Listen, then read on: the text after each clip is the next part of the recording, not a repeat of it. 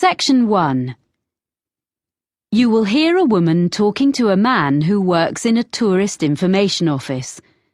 First, you have some time to look at questions 1 to 6.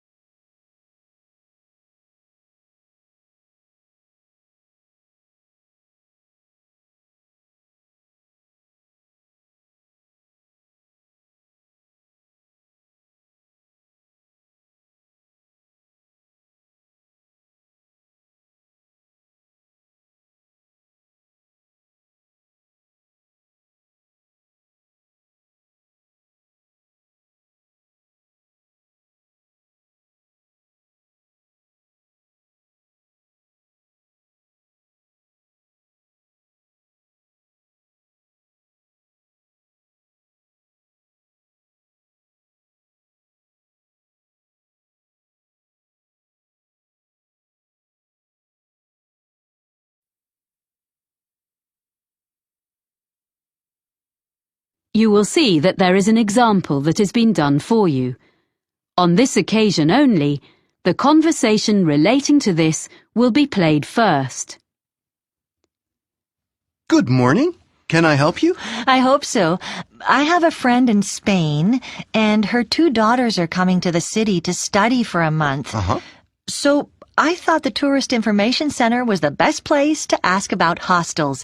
Can you recommend any? Of course. I usually suggest one of the Hostelling International places. HI West End is a big hostel in a residential area, but it's only 10 minutes from downtown if you take a bus. It's really popular. The journey time is by bus, so bus has been written in the space. Now we shall begin. You should answer the questions as you listen, because you will not hear the recording a second time. Listen carefully and answer questions 1 to 6. Good morning. Can I help you? I hope so. I have a friend in Spain, and her 2 daughters are coming to the city to study for a month. So I thought the Tourist Information Center was the best place to ask about hostels. Can you recommend any? Of course. I usually suggest one of the Hostelling International places. HI West End is a big hostel in a residential area, but it's only 10 minutes from downtown if you take a bus. It's really popular. Okay, sounds good. I need to know how much it costs. The girls want a double room to themselves. They don't want to share with other people. That makes it more expensive. The price is under $30 for a bed in a dormitory, but they'll be paying $50 a night. But if they become members of Hostelling International, the price comes down to $41 a night. Membership costs $35. Right. And membership offers them benefits too on all kinds of activities. What kind of things? Skydiving and whitewater rafting, things like that. I don't think they're interested in that kind of thing. If they become members, will they get cheaper entrance tickets to museums? Oh, yes. And also discounts on bicycle and car hire.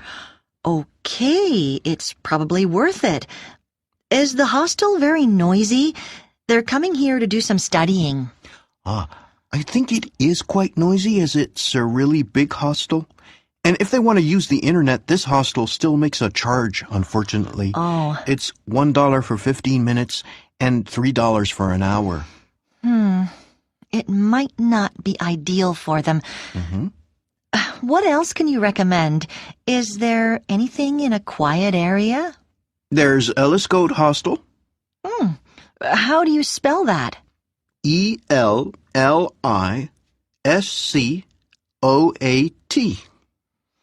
I've never heard that name before. And where is that?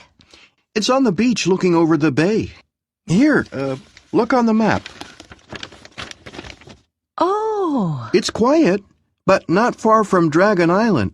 There's plenty going on there in the evening. Oh, that's a nice area. And if they want to go to Dragon Island, it only takes a couple of minutes to walk down to the ferry. So how much is a room there? It's in such a nice spot that the rooms are a bit more expensive. They're $62. Does that include any meals? Unfortunately not.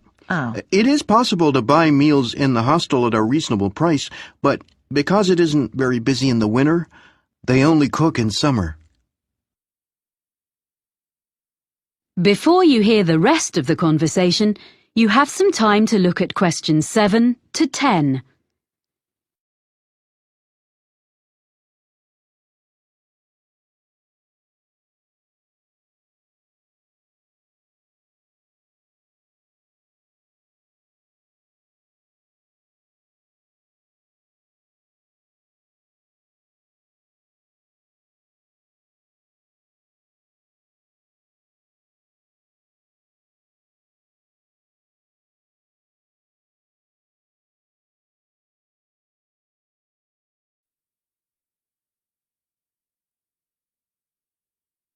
Now listen and answer questions 7 to 10.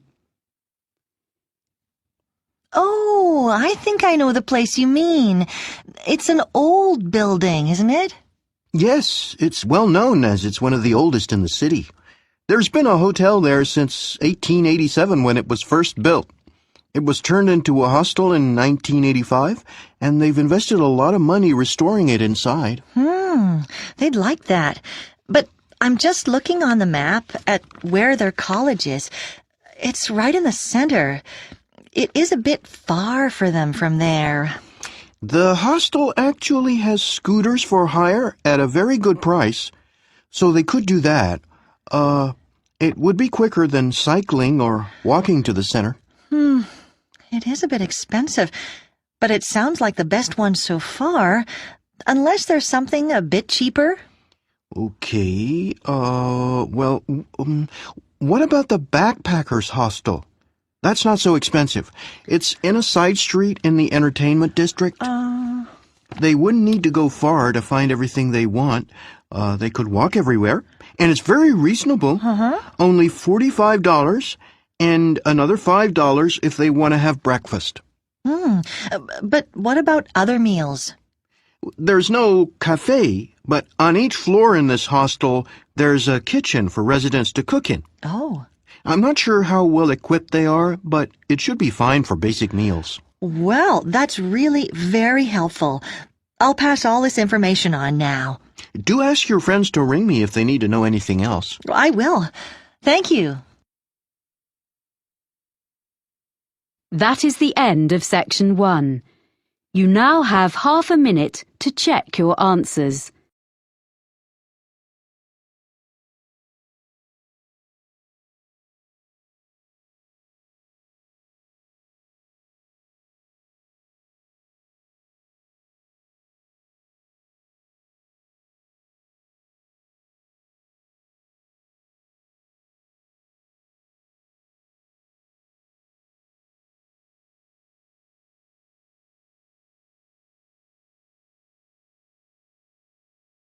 Section 2.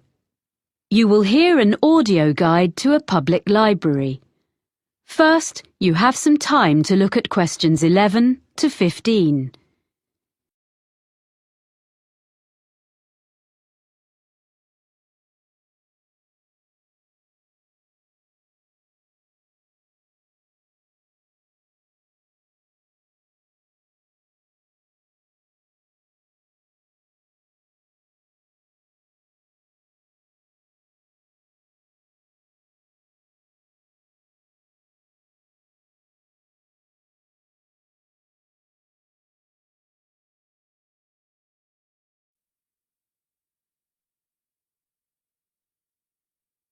Now listen carefully and answer questions 11 to 15.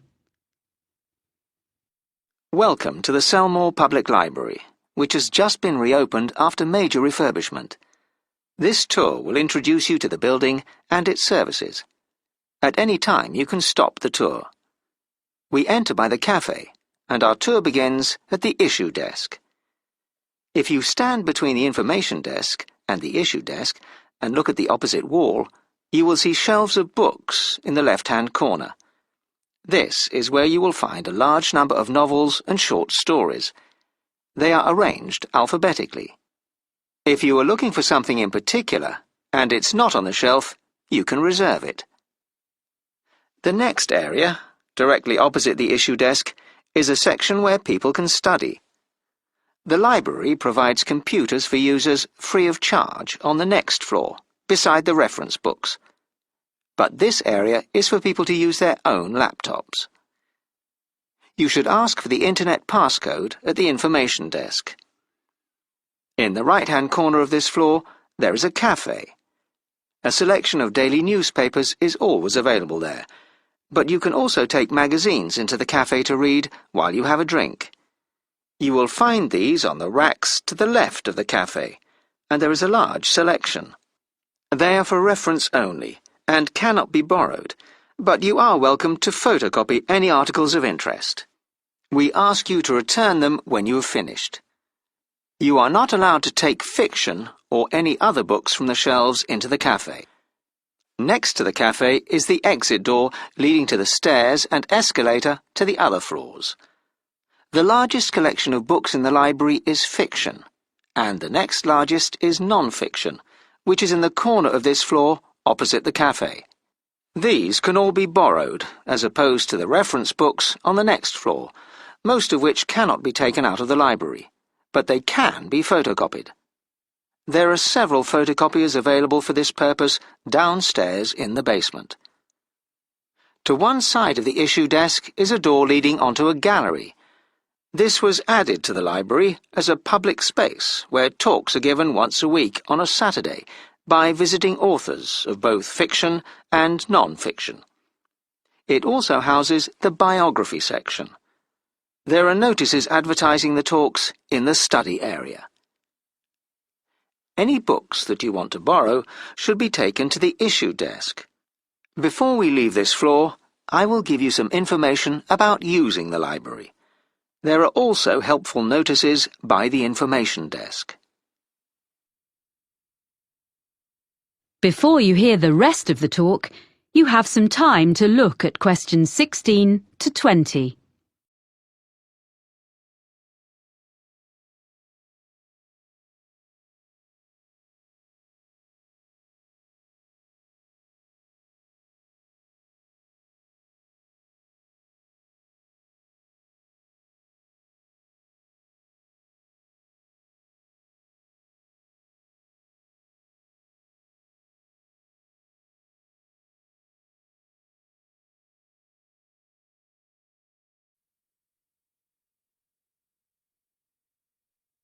Now listen and answer questions 16 to 20. To join the library and take books out, you need a membership card.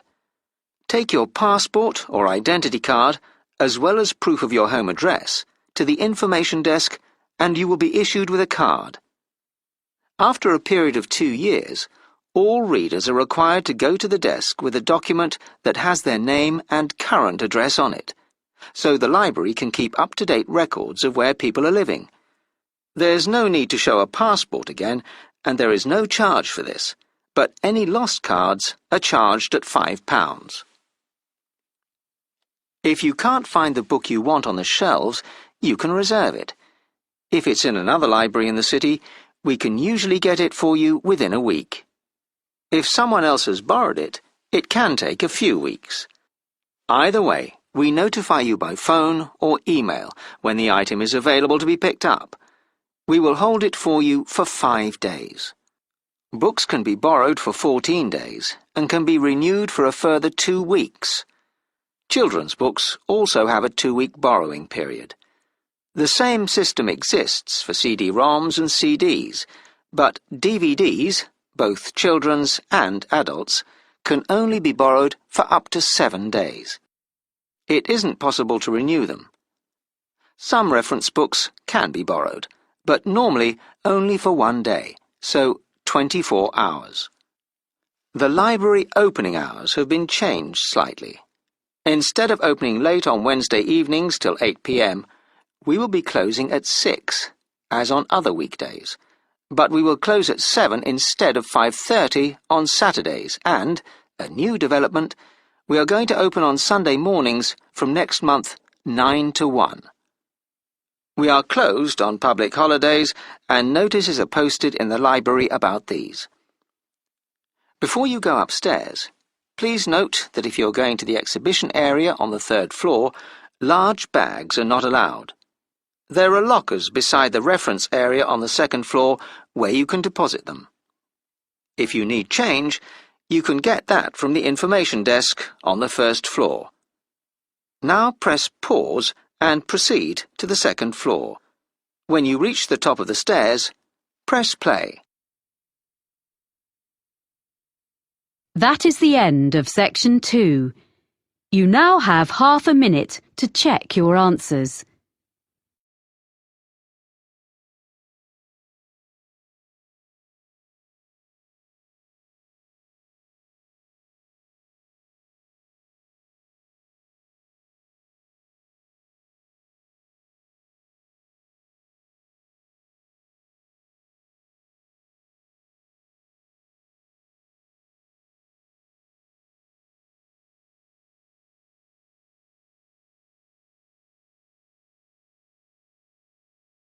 Section 3. You will hear a university tutor talking to two students about a presentation they have made in a recent botany seminar. First, you have some time to look at questions 21 to 25.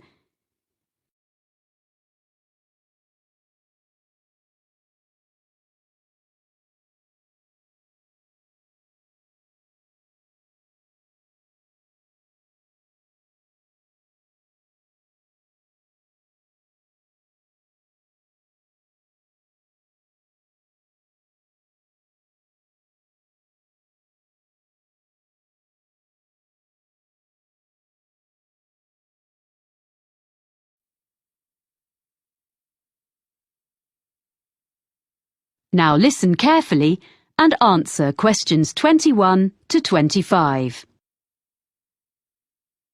Well, Anita and Lee, that was an interesting presentation you made about John Chapman. Thanks. There are a few points I'd like to run through before you write it up. One thing, which you didn't explain, was why you decided to do a presentation on this man who spread apple varieties across the US. Well, ages ago, we were chatting about stuff we'd read as children, and I told Lee the Johnny Appleseed story. I had these American storybooks when I was small. Then when we were looking into the area of domesticated species of plants for our presentation, we realised that the introduction of the apple with the settlers in the US would be a good case study. And I remembered Chapman, so we looked up the real guy behind the legend. Right. I think that would have made a good intro. I thought it was too personal. Just a couple of minutes would have drawn your listeners in. Anyway, now a more serious point. You didn't mention the sources of some of your information. We used some books and journal articles and did an internet search and found some good sites. We've put them on the back of the handout we gave everyone at the end. Oh, let me see. Oh, here it is. Johnny Appleseed, Man and Myth, 1967. Well, the thing is, you really have to make this explicit when you talk. And anything you show, data you project from your laptop, etc., you must have the source on it. Right, okay. At least you have got it all documented. I was a bit concerned about that. Sorry. Anyway, now the content of your talk.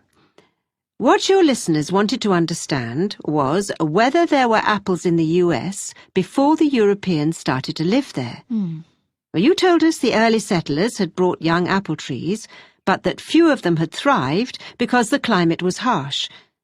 But what about native species? I don't think you were very clear about species already there.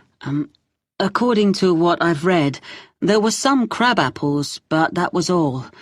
Everything that people now think of as traditional American apples was species that the Europeans either introduced or bred by chance. Because they tended to sow seeds rather than use grafting. Yes, quite. But what to me was fascinating, and I saw most members of your audience start to take notes, was when you discussed how the apple genes spread via the Silk Route into Europe from the wild apple woods of Kazakhstan. Yes, well, I'd like to have said more about the development of grafting in ancient China as a way of producing predictable varieties. It was so early in history. But it's the natural development of the original wild apple into new species that people wanted more about, which says a lot for your presentation. You enthused your audience. So now we need to discuss the form your follow-up work will take. Are you going to produce a paper? Or are you thinking of putting it all up on the department website?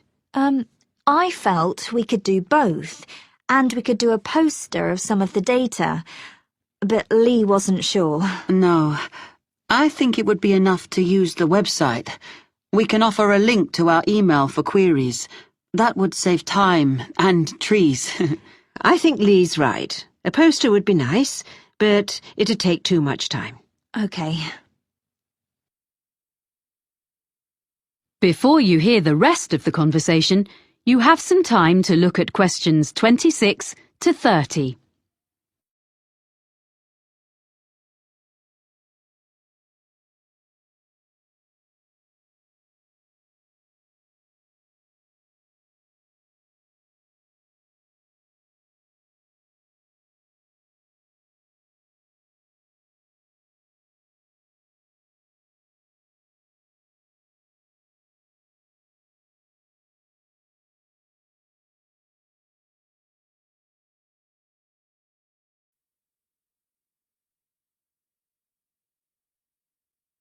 Now listen and answer questions 26 to 30. Now, I just want to give you a few pointers about the techniques of your presentation. Mostly, it was good. But there are a few things you need to bear in mind next time you do one. You both managed the hardware, I mean the projector and things, very well indeed, which is always a great help. Good. Oh, thanks. You'd obviously checked it out carefully. Yes. But unfortunately, we hadn't finished our maps when we did the practice on my computer at home. That's why there was some the wrong way up. We didn't realise the software on the laptop was a bit different from the one I have. But you sorted out the problem very quickly and didn't let it fluster you, so it wasn't a big problem. We could all read the map when we needed to. So it was okay, but we could have done better, we realise. There was a bit at the end where I felt something didn't go as you'd planned. Am I right? We had a few maps which we ended up leaving out because we needed to get on to our conclusions. Yes, it took longer to explain the technical aspects of grafting than we'd expected. So, sticking to the time limit for each part of our presentation is something we didn't manage at all. Which means we've definitely got to improve before we do another one. Yes. Apart from that, well, the handout was perfectly adequate for a seminar like this. It gave all the key information, and, of course, now I realise the sources are listed at the back. But you need to do those references in the correct format, as footnotes, in future. Okay. Yes, sorry, we will. And finally, other students will be presenting projects later in the course. I shall be reminding them how well you both spoke, and that no one had any problem hearing or understanding either of you. In that respect, your talk was a model that the others can follow. Oh, thank you. Yes, thanks very much. This feedback has been very helpful. Well done, both of you. See you in a fortnight. Bye. Yes, thanks. That is the end of section 3. You now have half a minute to check your answers.